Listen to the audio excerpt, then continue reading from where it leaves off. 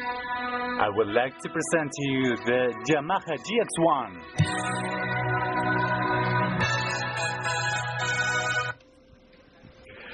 These words suit well when pronounced during the intro chords to Me and I. Imposing, they put in the start of the song that closed the Super Troopers album original A-side. Every new chord that is added stays there. And when the fourth and last is added, there is already a huge mass of sounds from that synthesizer. Polar Studios, from the very inauguration in 1978, mesmerized all of those who were looking for the best technology available all over the world to record songs. The first band to use the studio, after ABBA, was Led Zeppelin. They recorded there what would become their last LP as an active band, in Through the Outdoor. John Paul Jones, Led Zeppelin's bass player, who also played keyboards for the band, unpacked in Polar Studios the monumental Yamaha GX1.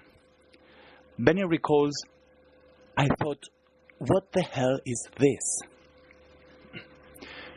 Produced in Japan, this synthesizer, far ahead from its time, featured 3 keyboards. Sounds could be programmed and be recorded into it. It is estimated that only 13 were exported to the rest of the world. Among the most famous musicians who owned one were Keith Emerson, Stevie Wonder, and, of course, Benny Andersson. A few days after Benny's encounter with the GX1, Andersson started an ABBA tour through Japan. I spoke to Yamaha in Tokyo, and they demonstrated it for us. They called it an organ. I said, "That's not an organ, that's the world's nicest synthesizer." I bought it, and it was expensive, more than 300,000 kroner, which was, and still is, quite a lot of money for a synthesizer. One of the first sounds that he created for ABBA in the GX1 was the intro riff to Does Your Mother Know?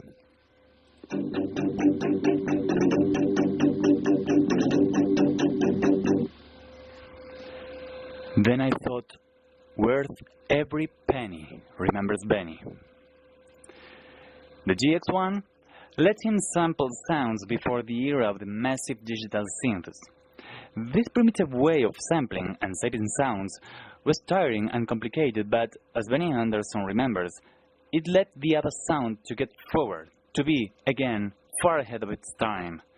And the presence of this keyboard in the group's instrumental landscape would become more and more dominant, replacing other instruments, sometimes in such a way that it couldn't be told the real instrument from the GX1.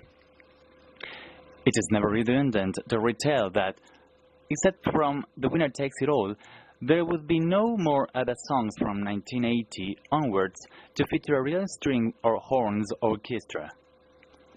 I thought Benny had already used the Yamaha GX1 in songs like Does Your Mother Know and I Have a Dream from the previous album, and in many sessions for the Super Trooper album.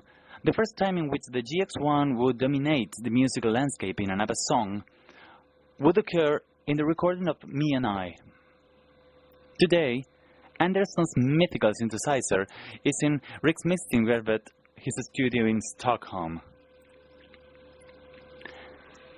This instrument isn't, nevertheless, the only protagonist in Me and I. Frida delivers a colorful performance where she tells, sometimes in first singular, others in first plural, her adventures and mood changes in company of her other me. She says, Me and I is an example of our trying different ways of singing a song to make sure we ended up with the best vocal style. In this case, I tried to sound a little like Eartha Kitt. To bring Jekyll and Hyde in the lyrics was almost unavoidable, although not obvious, and Björn's idea of adding psychoanalysis in all this problem by the hand of Dr. Freud is more than brilliant.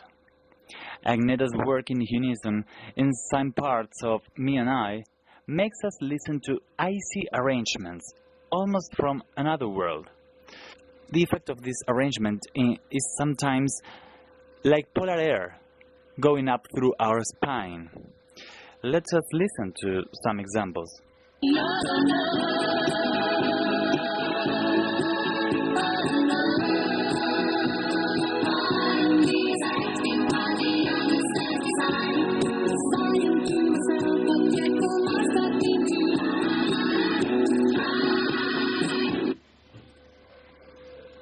But, in order to put the balance right for this sensation, they get soft in the chorus and talk about their double personality almost with pride and charm. There is no suffering or neurosis. Agneta and Frida enjoy this bipolarity. After all, everyone's a freak, as they assert with another change in their voices, this time sounding like robots. The musical background is simple, but not uninspired. In the intro, the drums sound like those in a military march.